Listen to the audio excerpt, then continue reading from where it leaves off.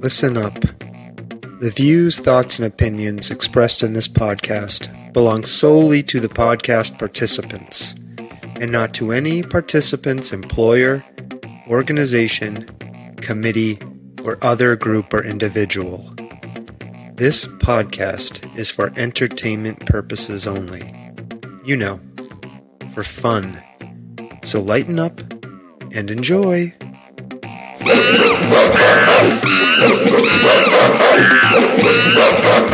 Stomping Jen. Sawtooth. Right. Here we are again. I am really excited for this episode. We have not only a friend of the podcast returning, a personal friend of ours, but also a thought leader and writer, Chanel Dubofsky, who lives in Brooklyn, New York. She writes on gender, sexuality, reproductive health, and justice, popular culture, religion, and her writing, right, has been found in New York Magazine, Lilith, Rewire, Cosmopolitan, so many things, right? Yes. And we are going to be talking to her about what is called the child-free choice, right? And we're going to be talking about women who make the choice not to have children. Okay. I think this is going to be a great conversation. I'm excited. Are you? Let's get started. Let's get going. Okay.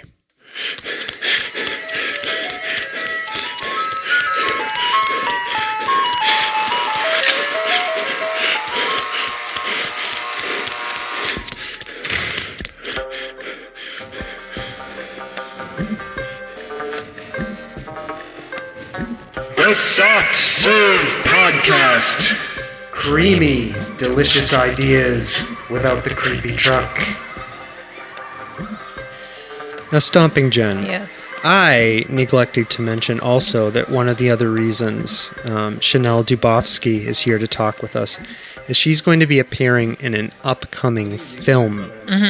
Okay, by Therese Schechter. Therese Schechter, thank you. I knew I was going to not be able to pronounce it correctly. That's okay. Called My So-Called Selfish Life.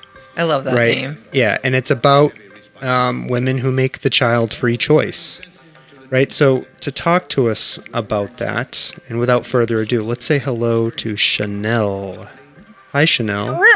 Hello. Hi. Thank you for joining us. I'm really excited to have you here. I mentioned before, we have known each other both on this podcast. You've been a previous guest here. And we have been friends for how many years? 25. 25 years, yeah. 25 years. And like I was thinking before we did this podcast, right? Like I wish I could get in a time machine. Yeah. Right? I wish I could get into a time machine and go back and tell all of the awesome people like you I knew back then how awesome you were going to be now. I love that. I agree. Yeah. Like keep going. I met you in 2021 and you kick ass and you're awesome. So, anyways, so I want to give you an opportunity just to tell us a little bit more about yourself, add anything to what I said, and just kind of do your elevator pitch for what you're doing, what you're up to. Sure. Let's see, what am I up to? So I live in Brooklyn, New York, and I write, everything you said. I write about pop culture, religion, specifically Judaism, when it comes to religion, feminism, all the things that sort of fall under that umbrella. I also write about true crime podcasts, which is a kind of a new job, which is like one of my favorite jobs. That's awesome. And what else? No, you got it. That's what I do. Okay. All and right. you're here to talk to us about child-free by choice. And I mentioned you're going to be appearing in an upcoming documentary film about this subject. And I think a good place to start is for the people listening to this who may not even know what we mean when we say child-free by choice, could you talk a little bit about what that is?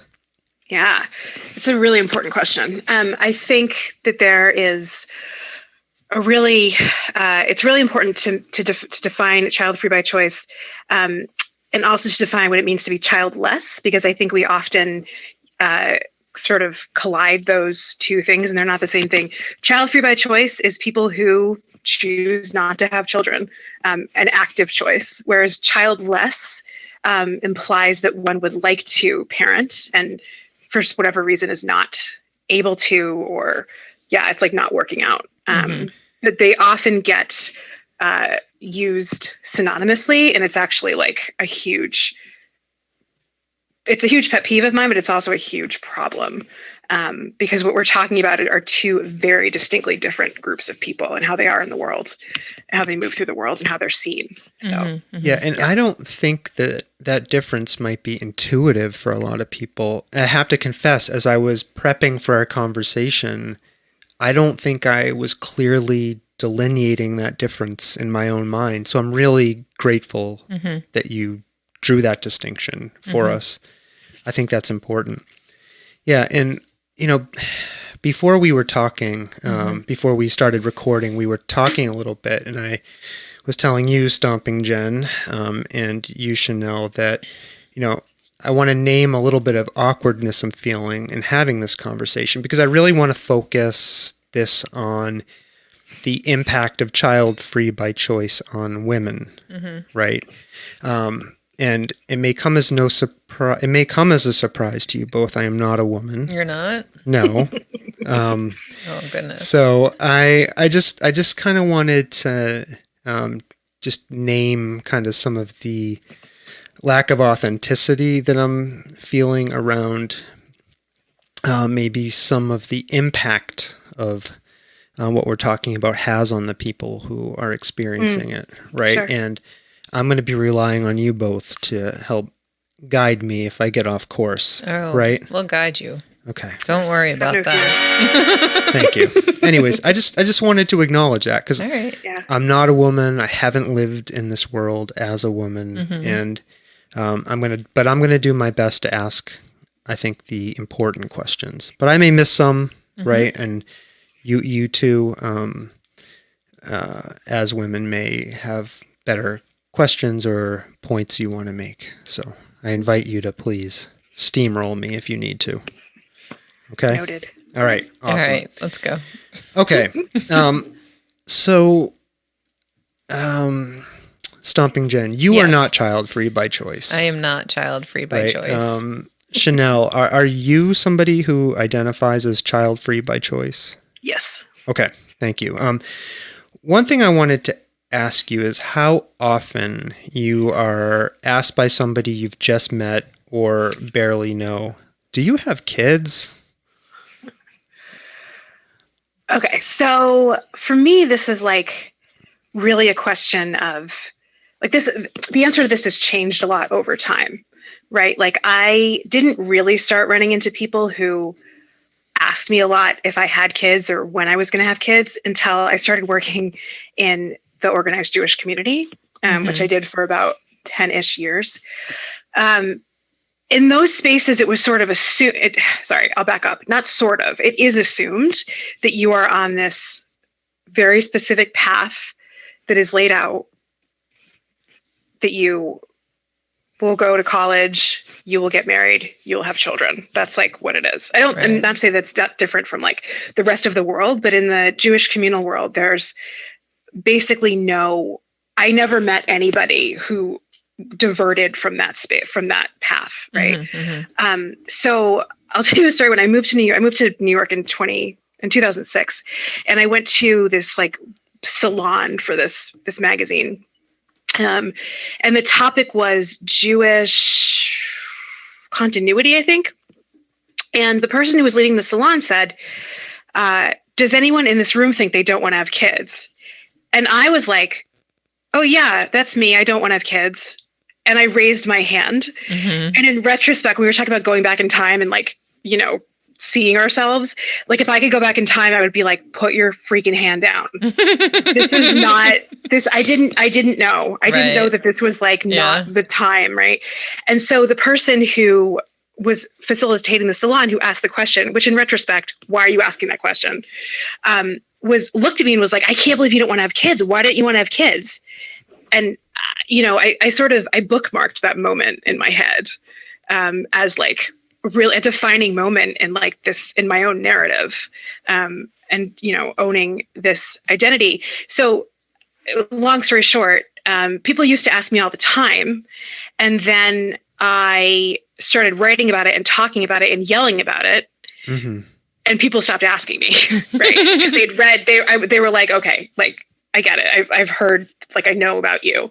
But the other thing that happened that made people stop asking is that I stopped hanging out. I like stopped working in the organized Jewish community. Mm-hmm. And I stopped hanging out with people who even thought to ask that question, I guess. Like, I started hanging with more like, I moved to Brooklyn. I moved into this weird house where I live where, nobody has kids and we're all making art and stuff like that. So I just don't really traffic in those spaces anymore. And so it sort of it doesn't come up anymore. Yeah. But it used to be like a really big sort of like elephant that I was sort of not dealing with every day, but just really like, facing a lot. When you raised your hand in that room all those years ago, did you suffer any repercussions because of it? Like, did people treat you differently, or did you feel isolated in some way? I didn't feel, other than the reaction I got from that one person, like I don't remember anybody else reacting that way, but I do, in terms of repercussions, I mean, I think it opened my eyes to the fact that like, I needed a role model. Like if I was going to stay in the Jewish communal world, I was going to need somebody I was going to need to have another woman who was like politically on my same page, who didn't want to have kids, who was like, not just like hadn't had kids yet. Right. Which is like another thing that you read into a lot is like, oh, you don't have kids. Oh, when are you going to have kids? Like, I'm not going to. No, but you will at one point, like when, there's all those sort of like what ifs, like people really don't believe you when you say you're child free by choice. Mm-hmm. So I think like the repercussion was that I suddenly was like, oh, this is not the right place. Right. Why do you think people don't believe you? What is that? Because that seems like, that doesn't seem like the kind of question somebody would try to trick somebody over, or maybe even lie to them about. You might think that, right? It's like, yeah, right. It's not like an easy path. Like, why would you? I think a couple things. One is that I think women, people who grow up as women, are not socialized to trust their own instincts. So it's like, oh, you think you don't want this now, but you will. Right. Like, you don't understand that, like, so one thing is, I think the instincts, I really think people either have, what do I want to say? Like, I don't think people are really able to imagine a different life. Mm-hmm. And so when people do and they live that life, it's really scary. Yeah. I think it makes people like sort of turn around and go like, oh shit, like I could have done that. Right.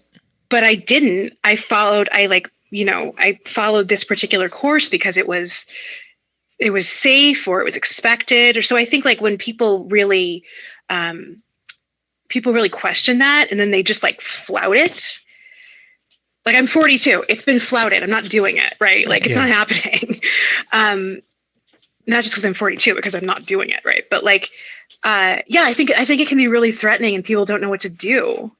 Then they just, No, I was just going to say, like, I mean, I think that pathway, right, that like path that you describe, in the Jewish communal like space, like that's just the natural progression that women grow up with.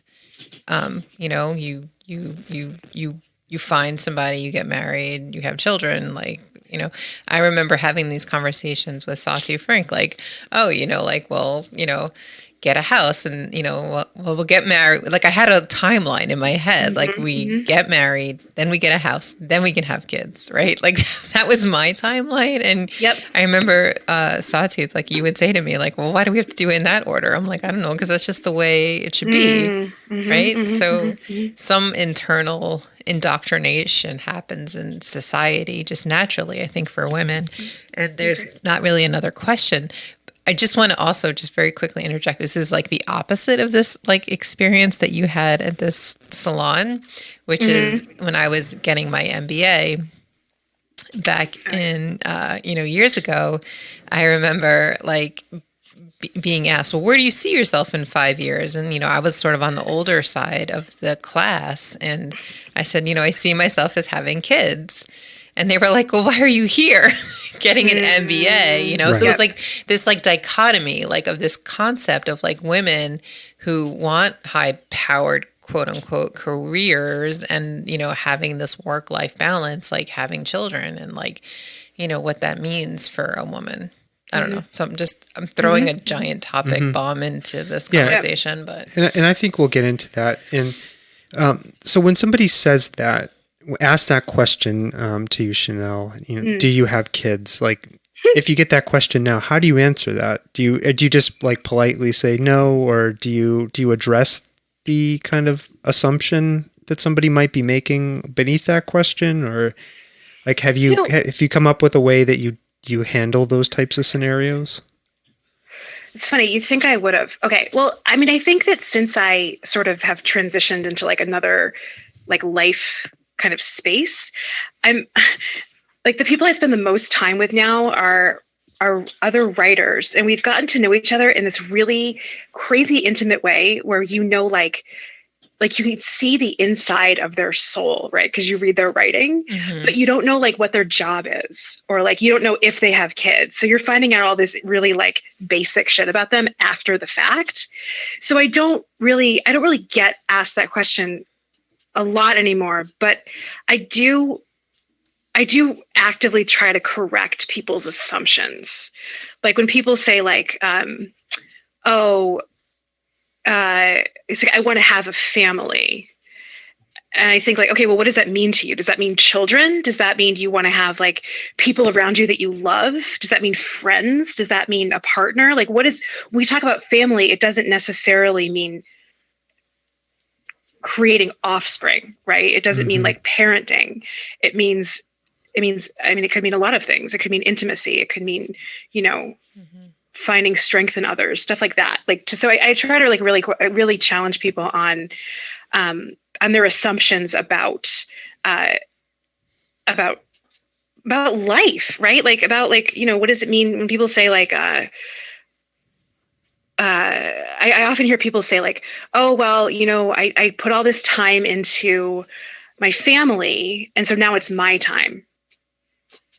And it really kills me when people say that. When women say that, because I don't hear that a lot from men. It's like really unsettling to me that there's this dichotomy between like yourself and your kids, and that you can't. There's something, I don't know, that like you've prevented yourself, or something has prevented you, or patriarchy has prevented you from like investing in yourself. Yeah, it almost sounds to me like there's some kind of subconscious acknowledgement there that maybe somebody wasn't living the life they really wanted to, or something. That's how I'm hearing it. That's exactly what I think too when that happens. Yeah. Yeah. And so what are some of the reasons a woman might deliberately decide not to have children? And I know there are a long list. Sure. I mean, I'll tell you my reasons. Okay. That's great. Which I think are kind of not whatever. I don't want to say like my reasons are everybody's reasons, but I think that my reasons do represent a lot of women. Okay. I also want to say like, I think that the reasons for not having kids are simple and complicated, right? Like some of mine are like, I don't want to be a parent. I don't want to I don't want to be pregnant, for example, which I know is like not the same thing as parenting. Mm-hmm. But, you know, I don't want to be a caretaker. I will say that. Mm-hmm. Like, I mean, you guys knew me in college, so you know that like my mom died when I was in college. And for a lot of her life, I was her emotional caretaker.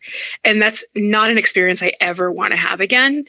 If I can, you know, I think being a parent is obviously different from being like a partner, right? Like I would caretake my partner if that was something that needed to be done. But I'm not interested in like the project of parenting. There's that. I mean, I'll say that until I was maybe like 22, I thought that I would have kids. But when I say that, I mean, I thought I would have kids because that's what you did. It just sort of happened to you. Like marriage just sort of happens to you. You don't opt into it. It's something that you just kind of like trip over and end up married one day. It's like what happens to everybody, this inevitability. And until the point where I realized that none of this shit is inevitable, I thought I would just kind of like go along with it. But I think a lot of women have the experience of realizing that you don't have to do it. And then once you realize you don't have to do it, it's like, oh my God, this opens up all these other things that I could do now that I've realized that this thing is, I really, truly don't want this. Like I am like a deep introvert. I'm like the most pure of introverts. It doesn't seem like it, but I am. I can fake it. I can fake other things, but I really am a true introvert. And I'm like, my alone time is like essential to being like a human. You know, and I want my life to be about making stuff, you know, about art and writing. And I don't want, I mean, I'll just go back. It's simple. Like, I don't want to do it. Yeah. Right. Like it's simple. And it's also has those complicated things of like, I don't want to be a caretaker. I don't want to parent. I don't want to spend years being anxious. Like as a person, I mean, I often think of my decision to not have kids as like a form of self-care. Like I am a person who struggles with anxiety and depression, and I don't want to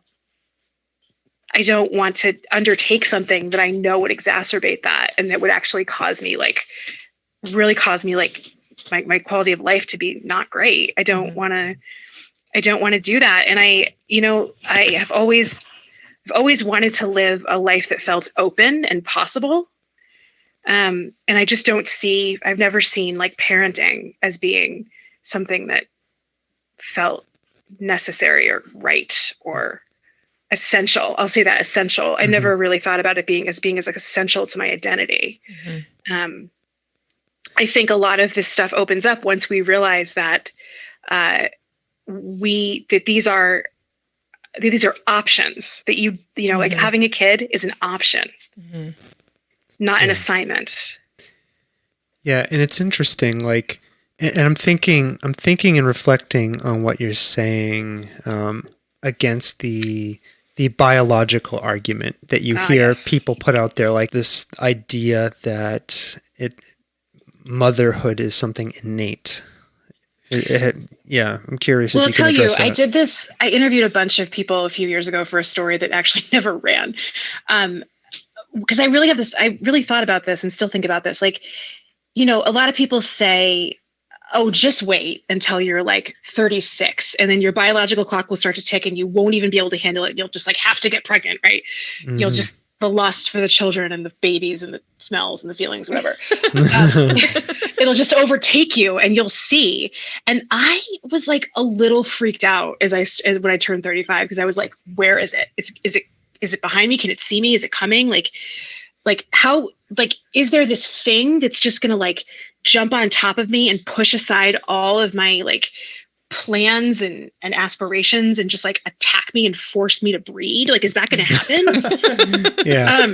You know, and so you know, in other words, can that like alleged biological urge subsume us, or do we have some kind of like ability to say like, fuck no, go away? Like I'm still choosing not to, not to do this, even though, it's apparently coming. But so I talked to a lot of women about it. And, the conclusion that I think we came to was not everybody has this desire, which I think we can say, yes, yes, that makes sense. And the people who did have it, they didn't lose their minds. This isn't like, women in their hormones, they can't control themselves. Like, this was, people were able to like separate the desire from the act, from like actually going and doing the thing. And I think that that's part of that idea that like, we're just going to get like, jumped in an alley by our hormones and like our biological clock is real messed up. It's really misogynistic. It really like, it really forces when you take that apart in your head and you're like, wait, this is actually something that I don't have to do. Even if my body is saying like, do it, you can actually say like, actually, uterus, I'm making a different choice, and you don't, you don't control me. It's really, I don't know if that was a question that I just answered. No, it was a really good answer. Yeah. What are some of the forces driving this social pressure that women must have children to have a meaningful life and generate value for society? Because as I was thinking about this, one that popped into my mind were the like economic capitalistic forces, right? Like I know they went bankrupt, but I was thinking about like Babies R Us, like the biggest rip-off store that ever existed. Like $1 billion corporation that, spends a lot of money on convincing women that they should have babies. So there's obviously like the capitalistic forces, but are there other forces and pressures in society that are creating this narrative? Yeah. I mean, I will say, I think it's a couple of things. One is in the context of Jewish communities, I think it's there's this real, there's cultural stuff, right? It's not just like, it is capitalism 1,000%. And I think it's also, in the case of the Jewish community, really an example of how trauma has enacted itself upon Jewish communities. Like, you have to, this idea that like, you have to have kids so you can replace the kids that the children who were murdered by Hitler, right? That's something we hear all the time.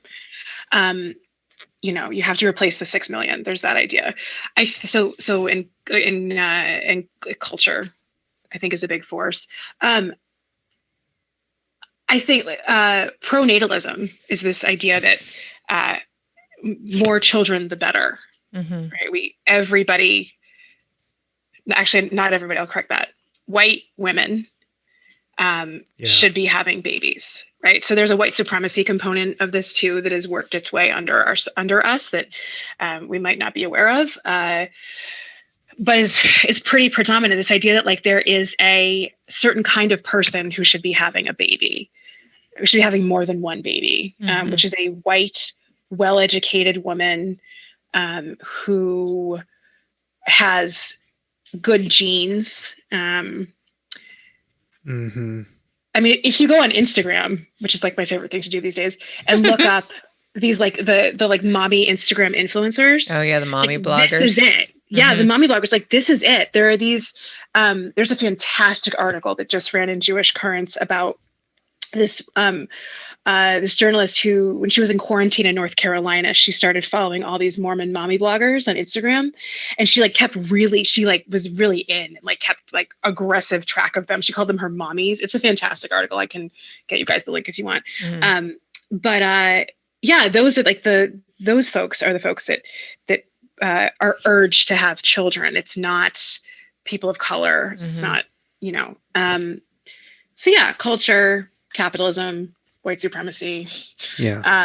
I mean, patriarchy, of course, but I also think in the sense of keeping women so focused on staying the course, that's the prescribed course, that you sort of don't look at you're doing this, you have blinders on, you're not seeing what's in the corner. You're not seeing like how insidious this is, right? You're not paying attention to how like work-life balance is impossible. Childcare is utterly unaffordable. Like you don't see that stuff because you're doing the thing that you're assigned to do. It's like as soon as you get married, you talked about this a little, like you begin to get pressure to have babies. I wanted to just touch on something that Chanel was just talking about with social media, because these mommy bloggers, right? So it's not only that they're blogging about their experiences, but they're making it look quote unquote effortless. Like these people, they work out, I'm sure. They have like fashion. They're like, you know, they're trying to sell market products to you. So they make it look effortless, that you can have children, you can do what you want to do, you can do your yoga classes, you can do this, that, and the other thing, and you're going to live a stress-free life, right? But the people who actually embark on this journey of being a parent know that these are not truisms. These are off, you know, like finding that, you know, balance, you know, when you have like 3 toddlers that are under the age of 5 and, you know, they want to rip their hair, and postpartum depression. And like, there's a host of like issues that women experience, you know, once they have children.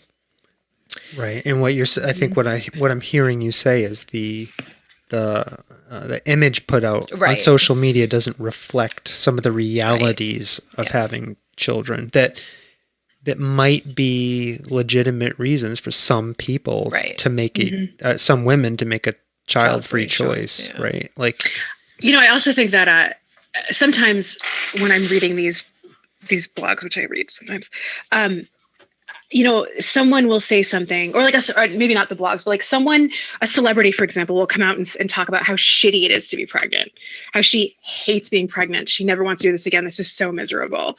And it's really a huge risk for her to say that, because then in the comments, you see all these people who are like, you know, I wish I could be pregnant.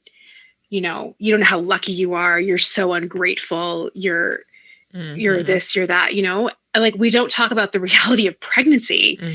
And I shouldn't be talking about the reality of pregnancy either. I've never been pregnant, but the reality of what you're doing, what happens to the body and the, you know, your emotions and all these things that are real and dangerous. We don't talk about that. We don't do a good job of talking about that because there is such a focus on like, you know, this like glowing pregnant woman with this like perfectly round body and like, you know, she's can't wait. And there's like, you know, macrame shit in her nursery and whatever, you know. So what are some of the negative and unfair consequences that women experience by making a child-free choice?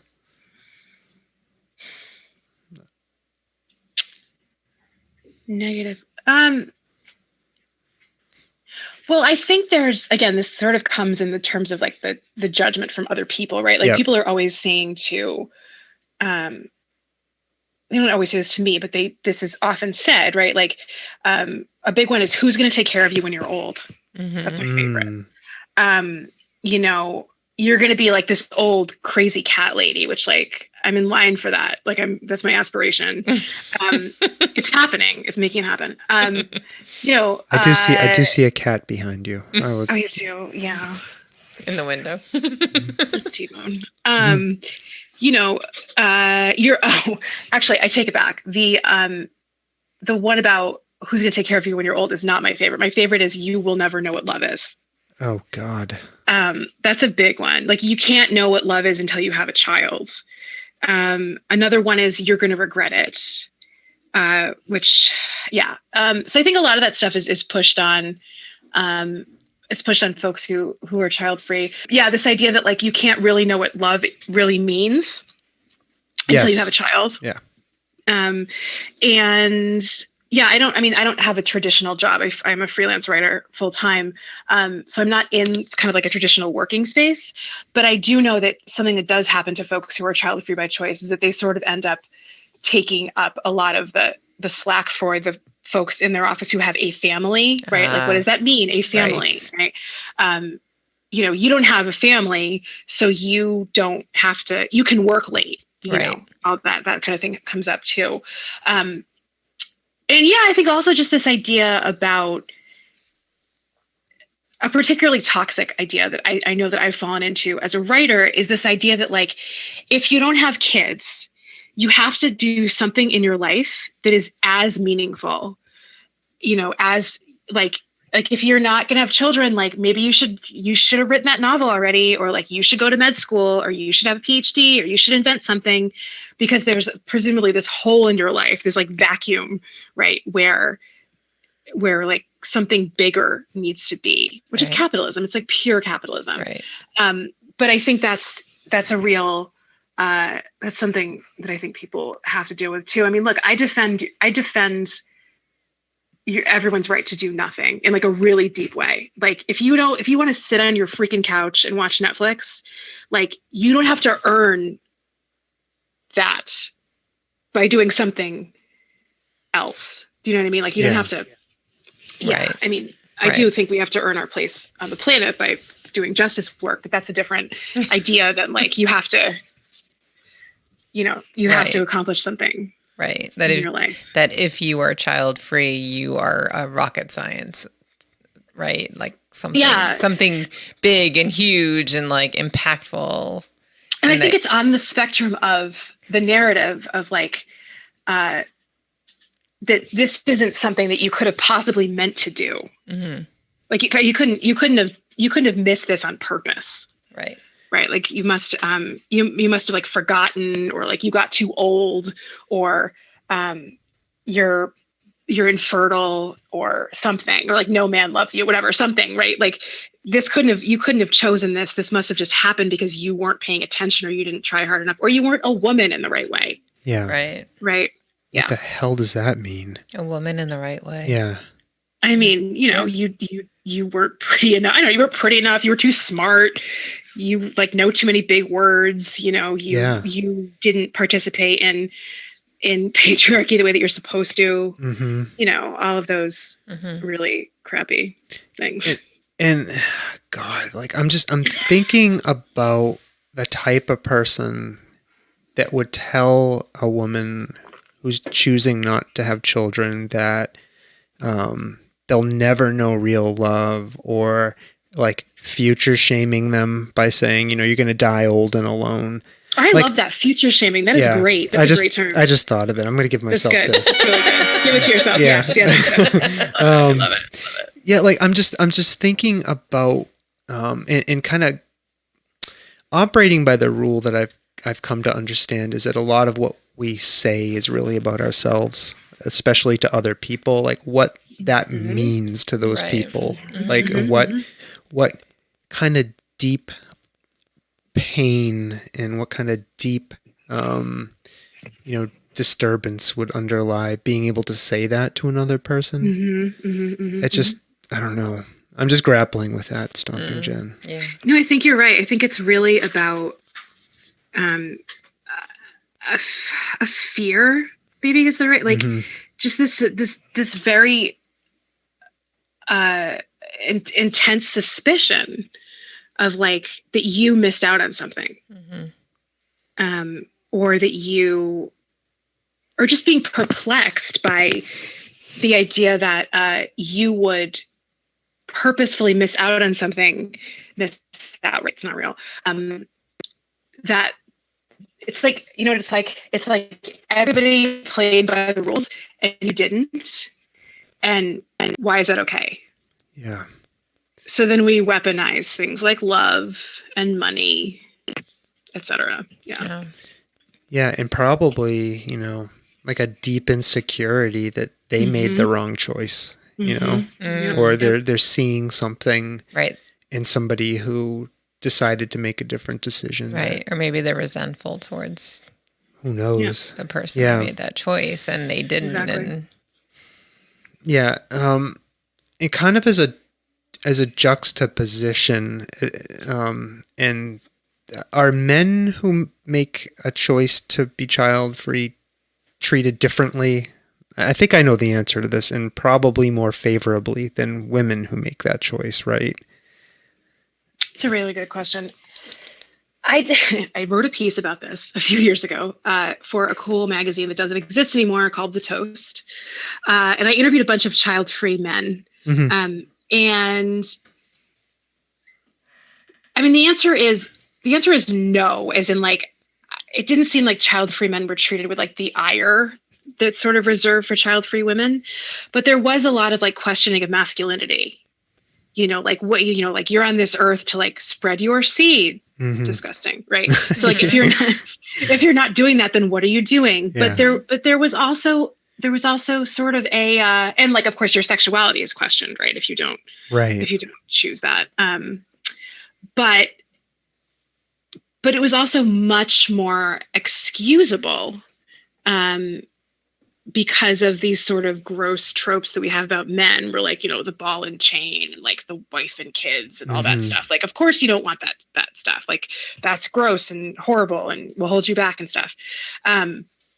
So it was a mixed bag, but I don't think anywhere at all the sort of mystification or disgust that's reserved for women who are child-free.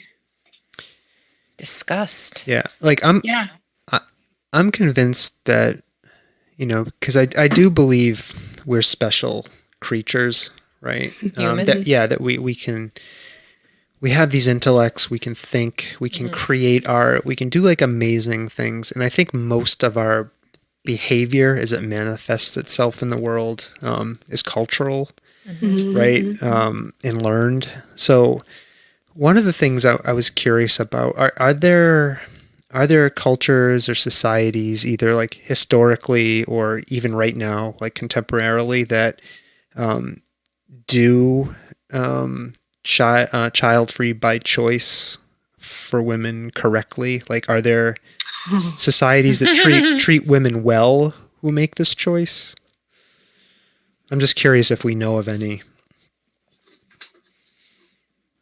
That's a really good question. And like, I mean, off the top, yeah, go ahead. Yeah, I was just going to say, just to give you some time maybe to think about it. Like one of the things that pops into my mind is around how we treat trans people. And I know there were a lot of indigenous cultures that had spaces for people who are trans. Or third gender. Yeah, or non kind of binary genders, right? But there were, I guess what I'm saying there, we do have evidence of other cultures and societies being able to think outside of our the way we do things quote now. Unquote norms. Yeah. So I'm just curious if you knew of any that come into your mind. That Such a good question. I mean, to that I can only say that, the birth rate is dropping, right, in the States. And I believe, I don't think I'm wrong about that. It's definitely dropping in Europe. But I don't know that that's on purpose. I mean, I think that's a lie. I think some of it is on purpose. I think the rest of it is because, at least in the United States, we're just so bad at supporting other humans in basic ass ways. Yeah. Right. Like we can't handle the idea of like maternity leave or paternity leave or parental leave or any of that stuff, healthcare, et cetera. That's a really good question. I don't know. I don't actually know if that is in the film, if Therese covers any of that in the film. Speaking of the film, the film that you appear in, how did you come to be involved in it in such that you appear in it? So Therese Schechter is someone I've been low-key stalking for a long time because she makes really amazing feminist films. And she made one called How to Lose Your Virginity, which is about basically virginity is a lie, but how we foist it upon folks and about purity culture. And it's wonderful. And I think you can actually watch it online. It was weird. Like I had a friend who was actually her intern and stuff. So she was on my radar, and I had been writing a lot about being child-free in the Jewish press, which you can imagine was like a real good time. But I was writing a lot about it, and I cannot remember how we connected, but I remember I think it was in 2016 that we had, I'm actually going to look it up because we did talk about it. we just had this like very long, like delightful meeting where we talked about being child free and what was fucked up about it and people, and why it was so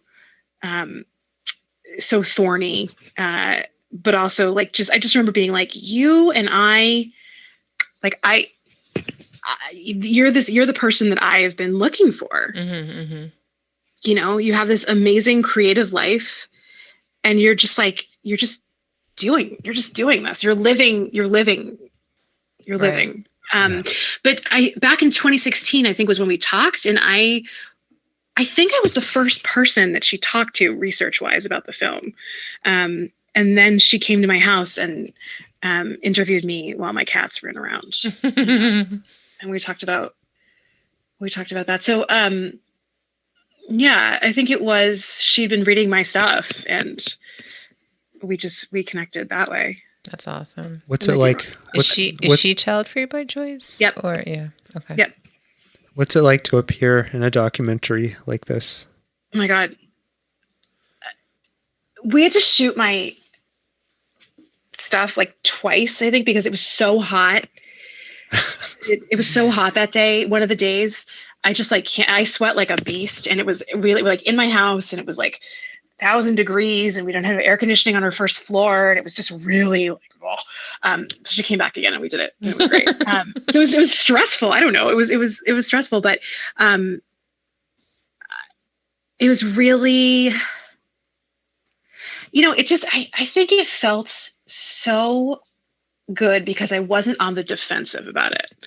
Like I was talking to a human who I felt seen by and whom I saw, and I could say things and it wasn't going to be like, I don't know, I didn't have to defend who I was. Yeah. She was like, I'm there, I get it. This is, this isn't weird, right? You didn't do something wrong. Right. There was no judgment. There's no judgment. And she's just such a fucking delightful creature. Like I feel really lucky that I met her and that I've been able to be like a thought partner in this with her. It's just really fun. And what does it mean to you to be in a film like this that is going to represent a whole bunch of people who may not have been seen in this way before, or not been seen in a way that is maybe a proactive, positive positioning of their stories? Yeah. Well, so we shot my stuff like in 2016. So like, I have no idea what I said or like what I looked like or what was happening. Mm-hmm. So I'm kind of really terrified to like watch myself. Mm-hmm. So that's one thing, but that's not what you asked. I haven't really thought about it in terms like the responsibility that it actually does have with it. I guess I hope that I'm saying, I know that I said things and that I continue to say things that both wake people up and disturb them, but also create like space for people. Like all I want is for people to like be able to like be in their potential, like actualize their potential. Mm-hmm. Right? Like I want people to be able to question themselves and like the world around them and really do this like deep, scary dive into like, why do you want the things that you want? I want people to be able to ask questions like that of themselves. With this film, I really hope that people will watch it and recognize themselves and really feel like, it's okay. It's not just okay, right? It's not just like, tolerance. Like I don't like that word at all. It's gross, but not tolerance, but like living your life outside of confinement. Yeah. you don't have to do what everybody else. It's so basic. It's like parents are like, you be yourself, like, but I think when we are ourselves, people get a little freaked out. Like there's a line for being yourself. Right. Don't take it too far. So I hope that is what I can convey, what I did convey in the film. Yeah. Yeah. I'm thinking like a positive effect of a film like this would be somebody who has never thought about this, right? Walking away saying, I'm never going to ask another woman again, do you have kids? Like, A, it's none of your fucking business. B, like what, I'm just thinking about, it's like attempting in some ways to put a cage around somebody, right? And that is just not. It's not cool, man. No, cool. I'm just sorry. I'm trying to draw parallels where I can. Like years ago, I stopped asking people, "What do you do for a living?" And I have started asking people that I've never met before, like, "What do you like to do for fun?" Yep. Right, because we have this conception that what you do for work is who you are, and it's what your value is as a person, right? Like that's one of the ways we value people. And like what I'm hearing from experts like you, Chanel, and I can't wait to see this film from Therese, My So-Called Selfish Life. What I'm hearing is we build up these constructs that place value on a person where, we don't have any right to do that. Right? And it's the wrong thing to be putting value into in that way. It's the expectations. Right. I don't know. Expectations of people you don't have any right. It's judgments, preconceived judgments and notions and your own biases and all of that. Yeah. Yeah. I love that. I hope that too, that people who aren't child-free walk away with a better understanding of like why, not just like don't say that anymore, but like why, right? Why you shouldn't say that, why you shouldn't ask that, why that's. I think people do look for that in each other, right? Like I'm looking for always for other women who don't have kids, for like other among things that I hope to see in other people, but like not just not like people were always looking for points of connection. Yeah. And this is a point of connection, but it's a point of connection that has really soured. It's not just about connection anymore. It's gotten really ugly. Yeah. It's like you don't know how to connect with somebody because I think people think it's kind of like an affront to them. Like this person doesn't have kids, I have kids, therefore this person who doesn't have kids must think that I am just like the worst, or they must, there's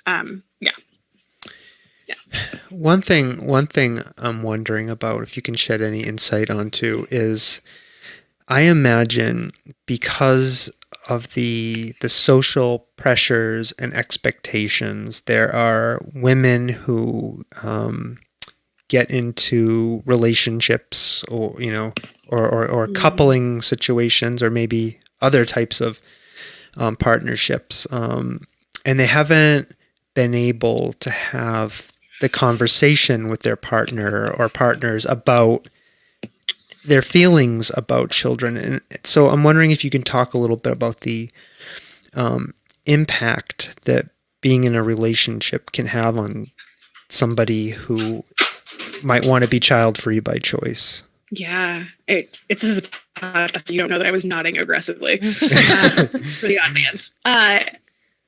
Well, so my friend Lily Marcus, who's the travel editor at CNN in Asia, and is amazing, wrote an article actually for, I believe it was Glamour, about being in this relationship for a really long time with a guy who sort of didn't believe her when she said she didn't want to have kids, and they ultimately broke up.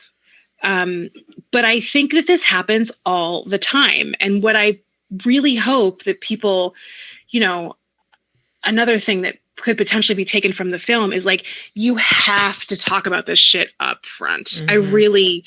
I really believe in this. And like, just for personal experience, I mean, you guys know my partner. I think there was a minute where we were like, kids, that sounds like, sure, really amorphous, not really serious about it. And then over our time together, we're both like, yeah, no. Like we both sort of got real about it to each other. We were like, no. Like really no. Yeah. Like that's anathema to like our existence as humans to like be parents or be care. I don't know. Yeah. To not be alone making stuff. Right. So and as a couple who has made that decision together, do you face challenges? Like, do you find yourself having to explain to people, or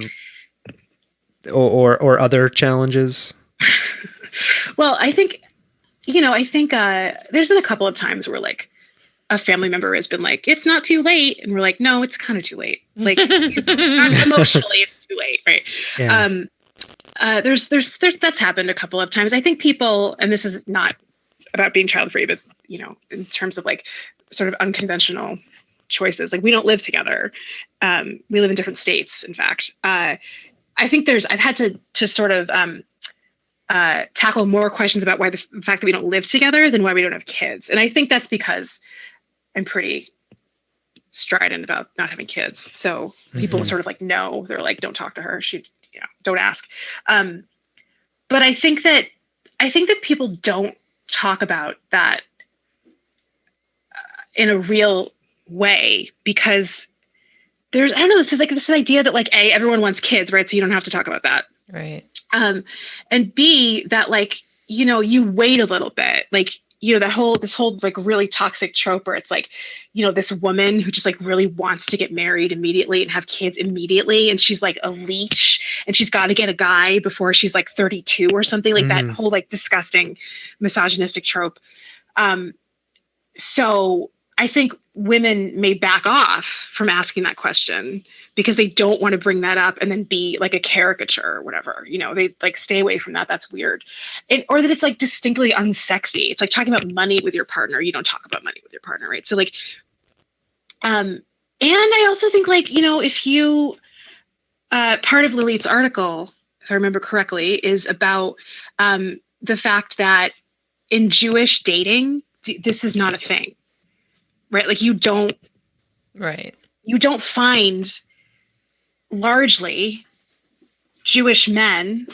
And I think you have one exception. I'm very glad he's alive.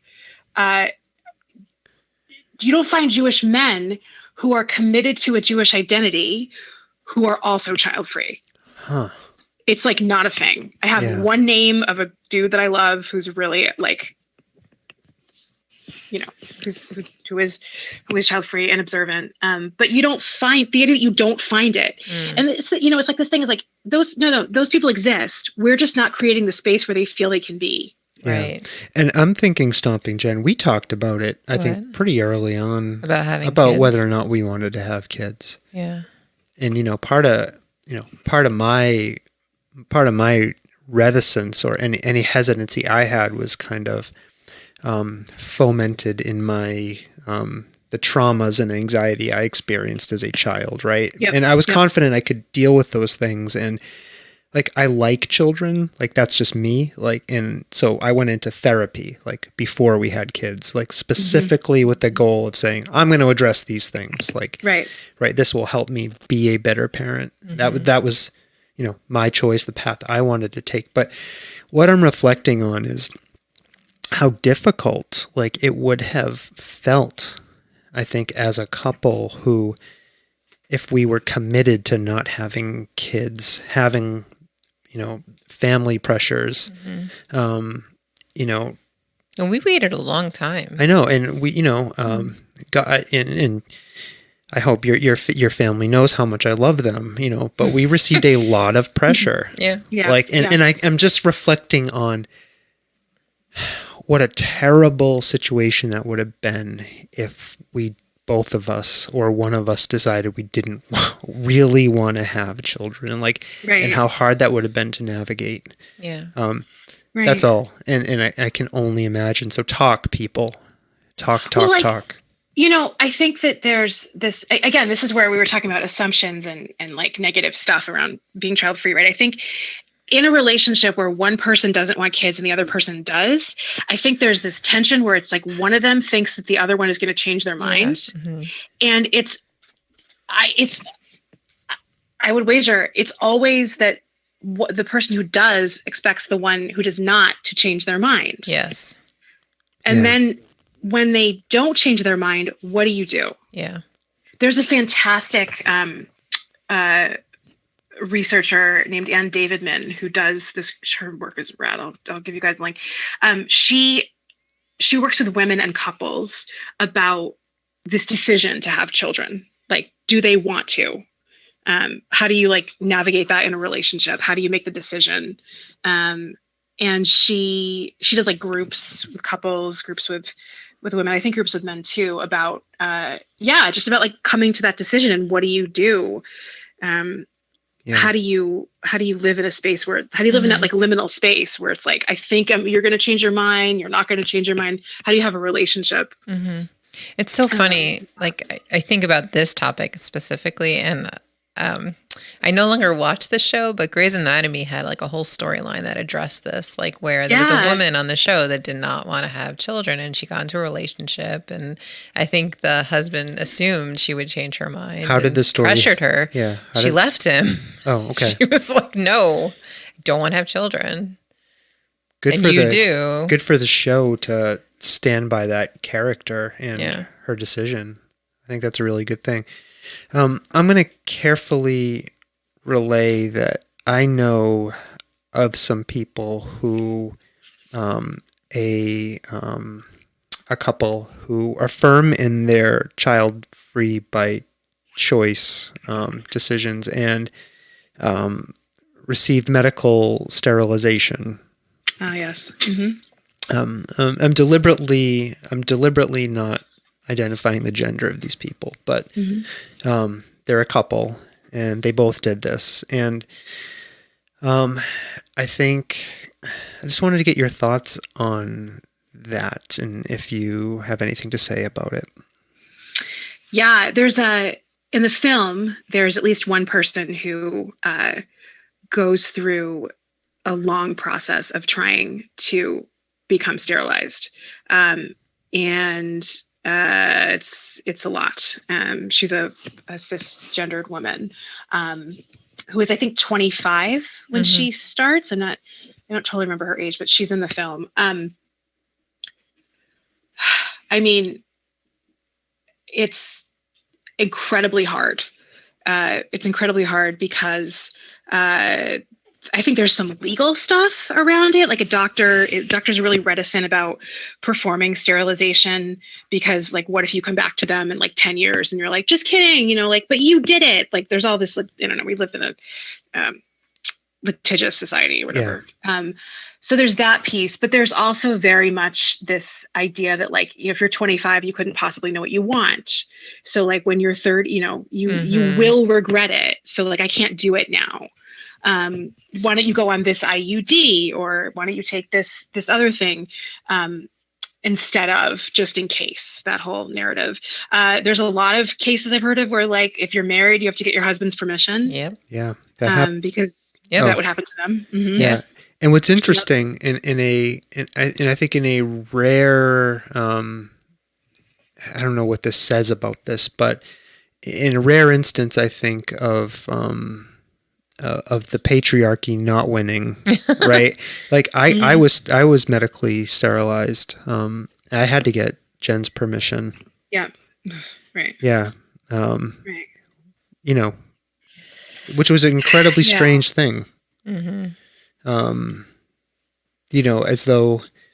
As though people cannot make a decision for themselves without quote unquote regretting it, as Chanel just said, right? Yeah. Like when fearful of being sued later by the doctor. Mm-hmm. That the doctor will get sued for doing it, performing it. Yeah, I think regret is such a big part of this whole child-free narrative. Like people are really, really worried for us that we're going to regret it. And it just makes me, it's just kind of hilarious because like, do you want me to regret an entire human being being created? Or do you want me to regret making a decision that I made out of my own mind? Right. Like it's really regret it. People are really fucked up about regret. Yeah. Yeah. They really don't know how to handle it. And that, like, just speaking about regret, like when when Sawtooth decided to get a vasectomy, right? Like, you know, we always said, well, you know, if we decided that we wanted to have more children down the line, then we could pursue adoption or some other alternative method of having more children. Right. You can get that shit reversed, right? Didn't Michael Scott get he like he got it reversed and then re-reversed. Yeah. Yeah. Yeah, I'm not going through that again. Oh my gosh. Yeah. Yeah. I will say too that there are some good things are happening around that. There are a lot of folks who are seeking sterilization or writing about it. There's a lot more media representation. And at one point, I don't know if this is true, if this is still true, Therese told me that there was a place on, maybe it was, I can't remember if it was Therese or Lilith, but someone told me, someone who knows their shit around this told me that there was a Reddit page or a Reddit area site thing where people were listing doctors who were willing to sterilize without going through all this shit, right? But I think it's just another example of how messed up we are about women's bodies, right? Pro-choice and pro-life. This real need to control, and another area where we really are. Where regret is like, we're really obsessed with the idea of regret is also around abortion. Like you will regret your abortion is a narrative that I combat in my other work all of the time. You could not possibly be happy or relieved or joyful or anything other than miserable after you opt out of being pregnant. Yeah. So I think it's important to just keep in mind that this is a spectrum, right? Yeah. This is a really shitty spectrum that we are on.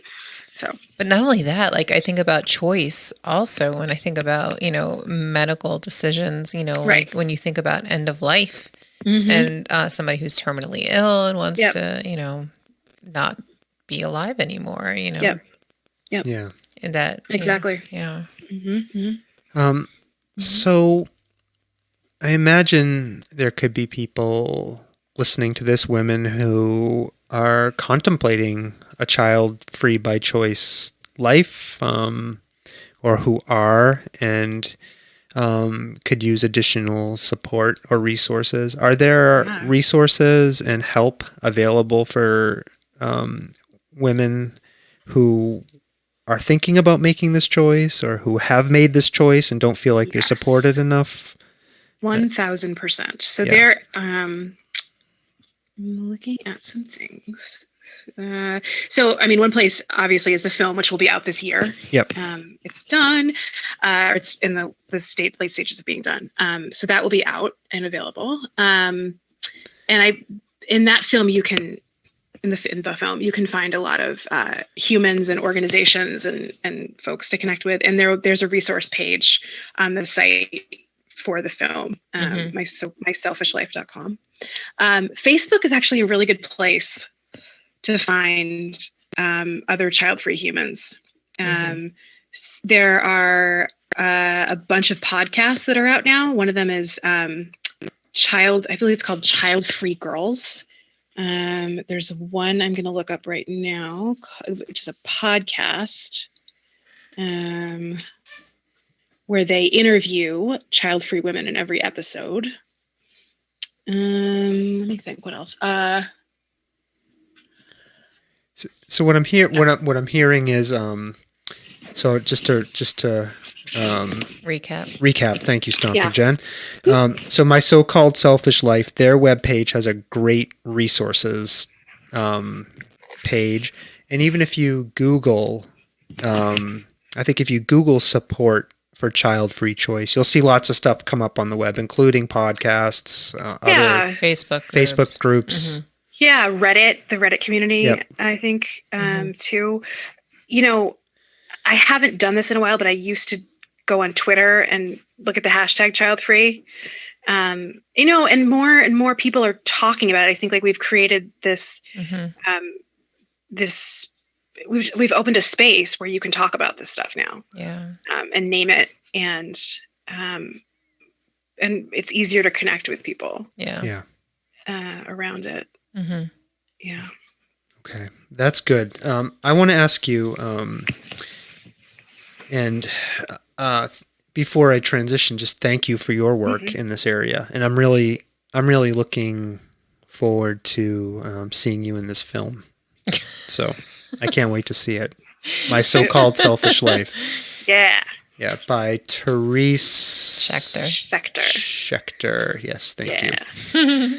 So I do want to point out to people, this is not the first kind of social project that you've been involved with or had going. You had a project going on for a while called the Marriage Project. Did you want to tell us anything about that?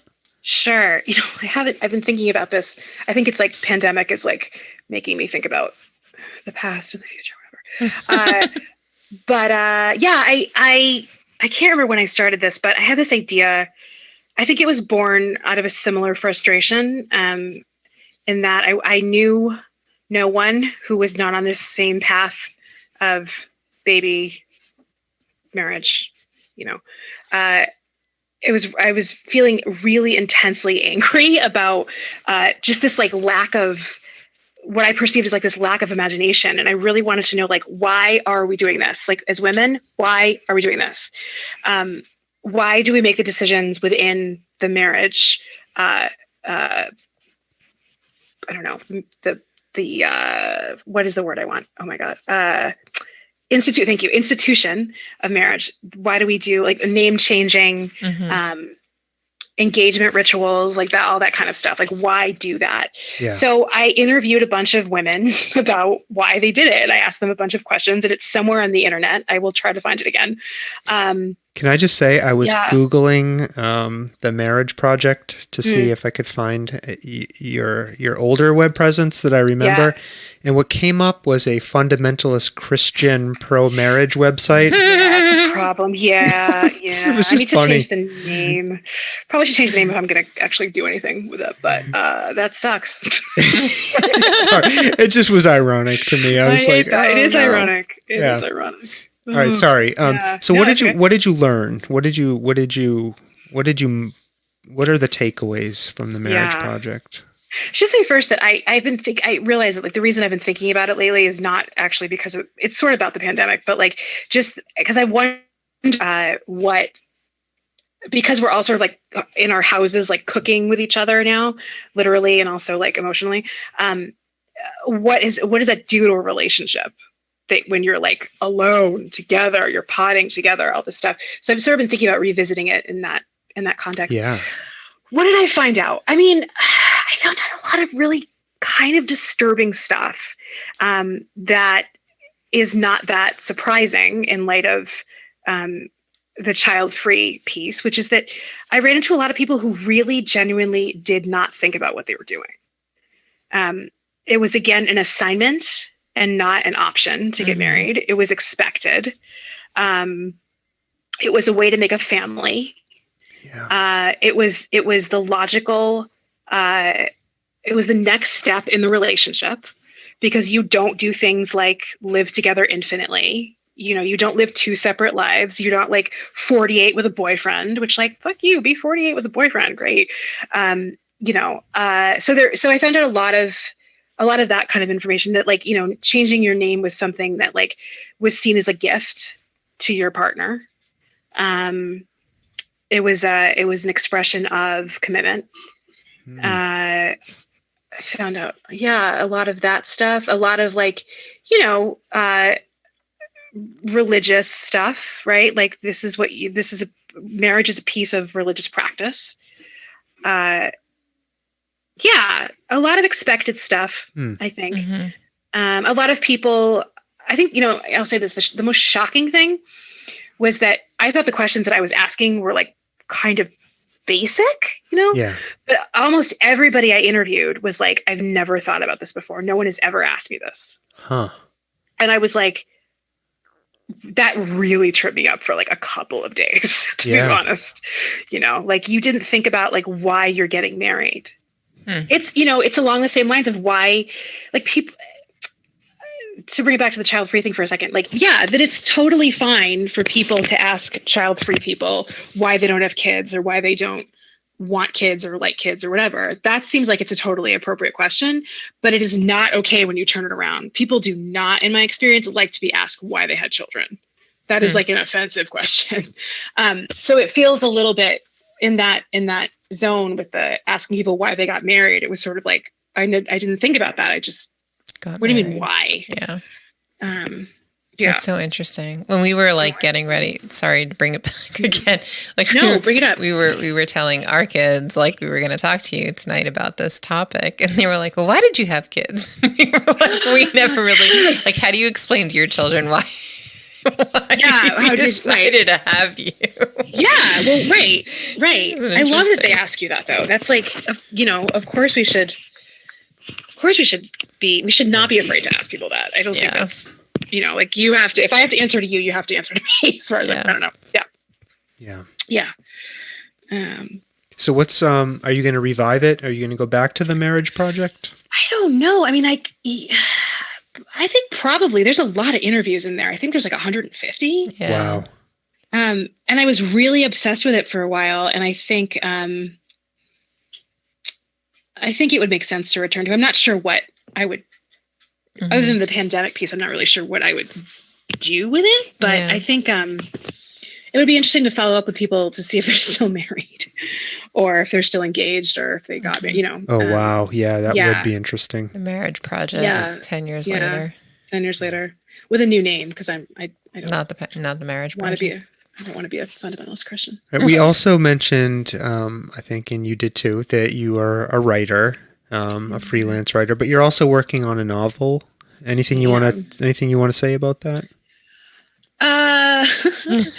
Sure. I'm still writing the novel. I've been writing it for a long time. It's been in different iterations. I think now is the one that is really the book that it's supposed to be. It's about some American Jews who there's 7 characters at this 7 or 6. 7, yeah. Some are American, some are Israelis. But the main sort of bodies are these American Jews who get married and move to Israel in the early 1980s. And it's a lot of grappling with religion and with war and terrorism and occupation and political, sort of like negotiating a political and a religious identity, and sort of questioning. There's a deep probing of like what it means to be a leftist who is religious and a leftist who sort of believes in this entity that's the state of Israel, that is not necessarily kind. So it's about identity. It's about what it means when your home is negotiable, or your home is it feels like it's not your home, but it is your home. And did you pick that point in time for a particular reason? Oh, in the early 1980s. It starts in the 80s and it ends in 2017, which is the 50th anniversary of the occupation of Gaza and the West Bank. So I picked that. I picked the starting point because I was basically like just moving around in time, and these protagonists were born at this time, and so they would arrive at this point. And one protagonist was born in 1986, so it was sort of like a backwards thing. But a lot of the book takes place between 2003 and 2017, which is when I was in Israel a lot. So there's a lot of memory, my own memory involved in there. That makes sense. Yeah.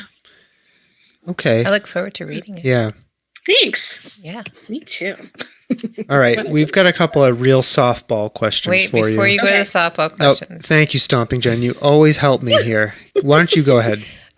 So before we move on to softball questions, is there any topic or subject or thing you want to talk about before we move to the softball questions. Yeah, in the film, to go back to the film, I think one of the great things about the film is that it really illuminates the difference between reproductive rights and reproductive justice. And so just to explain that quickly, reproductive rights is like your basic, like, people should have access to abortion, right? People should have access to maternal health care. It's sort of the more, it's like the sort of the traditionally pro-choice movement, right? Planned Parenthood, mayoral, et cetera, birth control stuff, yeah. Birth control, it's kind of basic. Yeah. Reproductive justice is an idea that was birthed really by women of color, and it's this idea that that we deserve to have access and health and safety all across the reproductive spectrum. So you should be able to have access to abortion, doulas, quality maternal health care. You should be able to parent a child in a safe environment. So there's a lot of intersection with, for example, like being a child of color in the world that we live in now, where Black people are not safe. Not now, the world that exists where Black folks and folks of color are not safe. So yeah, just to sort of like bring up the fact of those two things being examined in the film, and also just I don't think people really know about the notion of reproductive justice, and it's important to just bring it up and sort of let it absorb into people's brains, because it's more I think it's getting more traction in the world, but just it's in the film, and I think Therese does it really well. So yeah, cool. Thank you. Yeah. Awesome. Anything else? No. All right, let me get my softballs out of the bag here. All right. Can I answer softball? Okay, go ahead. All right, so do I have softballs? You're doing a lot of important stuff. You're doing a lot of writing, appearing in documentaries.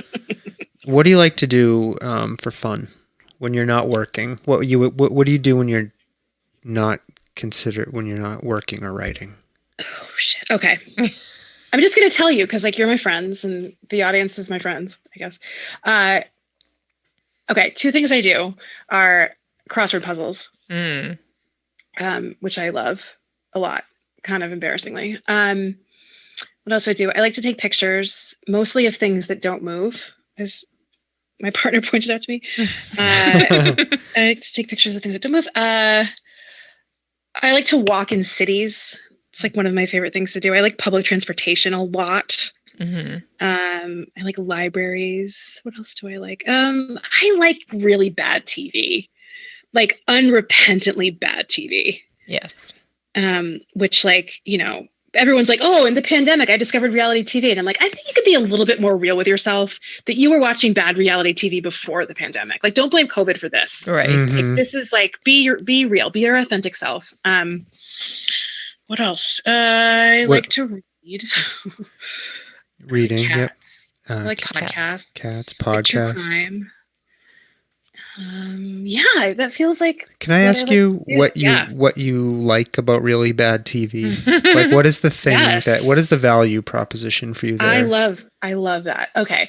It depends on the show, but I would say overall, it's really like just like this weird balm on my soul. It just makes me feel better. It's the materialism. It's like the inanity of what people fight about. I think it's like, I'm never going to be a real housewife. So like, what is it like? What's it like to go to lunch and fight with your friend and not eat lunch? Always do that. Right? There's always that. I think it's just maybe like, I like to think that like one of the reasons I'm a writer is because I want to know what it's like to live a lot of different lives. And I think that's one of the reasons why I also like reality TV, because it's like, there's nothing about this that's parallel to my life. These people they don't have money problems. You know what I mean? They're almost never like in any kind of like real peril, right? it's just soothing. I don't know. It makes me calm. It's so, yeah. That's awesome. Yeah. I love that. And I was just thinking about TV and writing. We just finished Schitt's Creek. I don't know if you watched that. Yeah. I have not. It's so good. Like we tried watching it a few years back, and I was like, no, this isn't for me. But then everybody in the world was like, Schitt's Creek is awesome. It's the best thing ever. I was like, okay, I'll try it.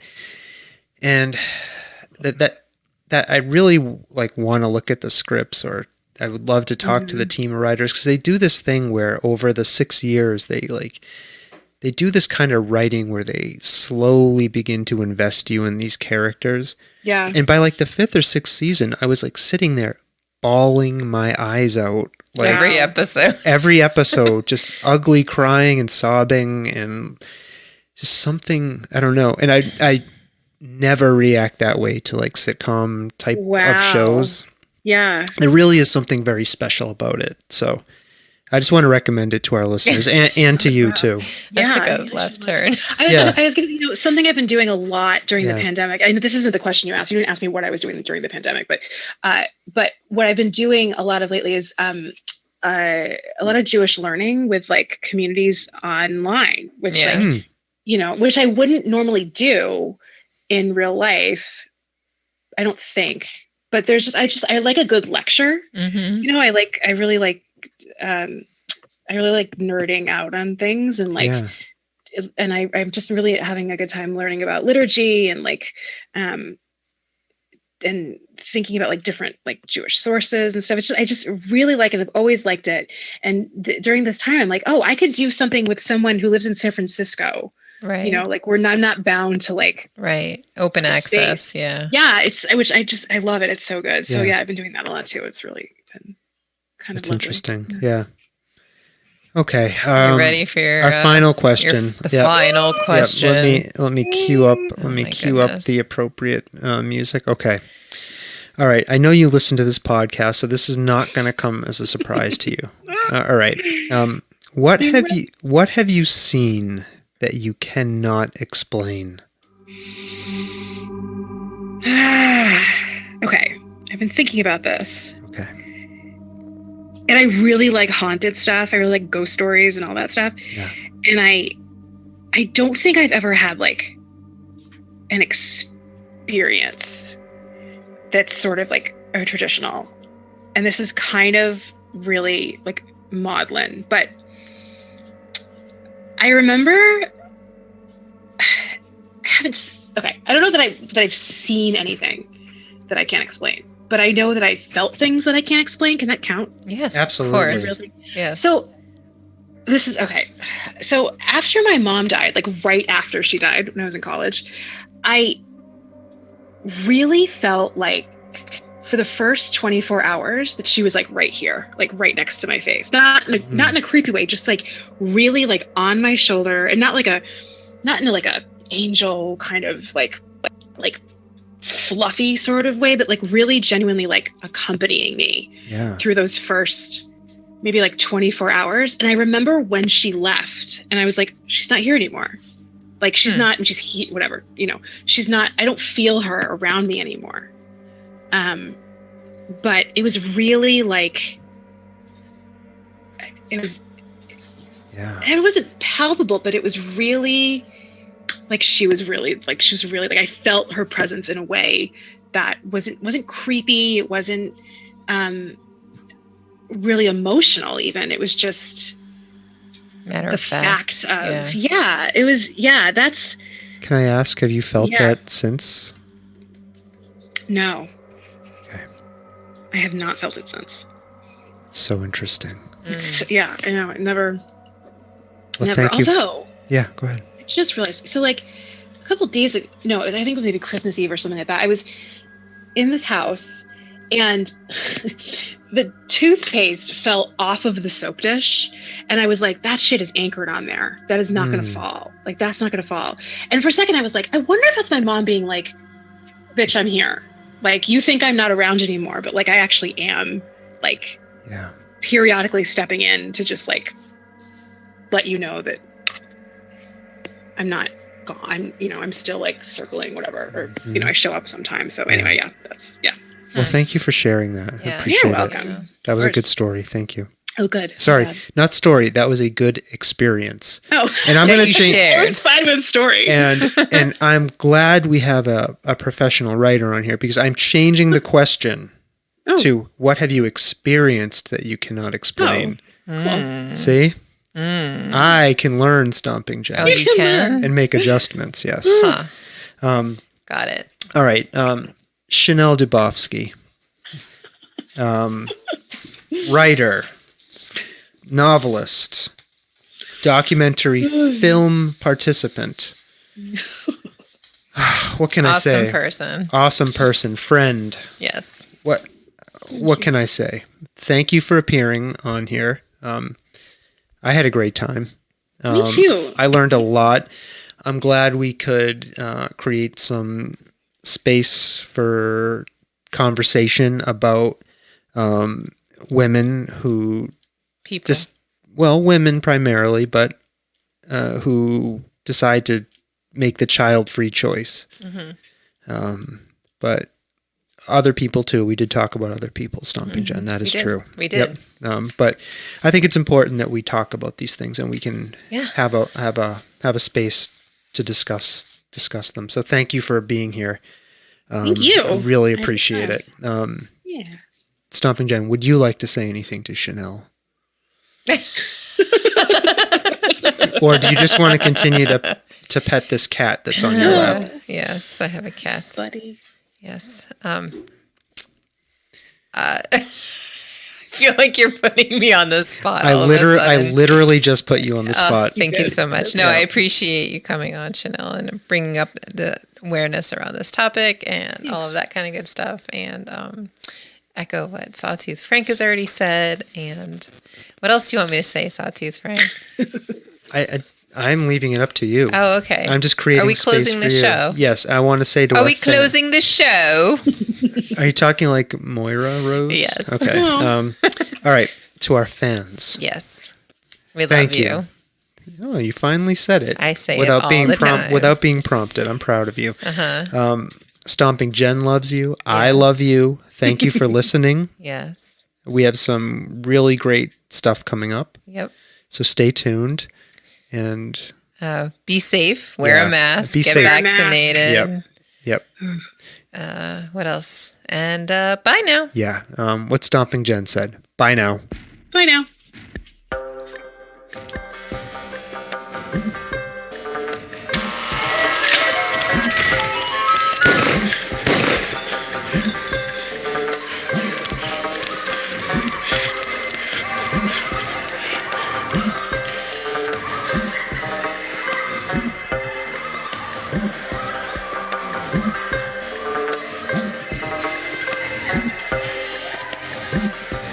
Good evening, my fellow Americans.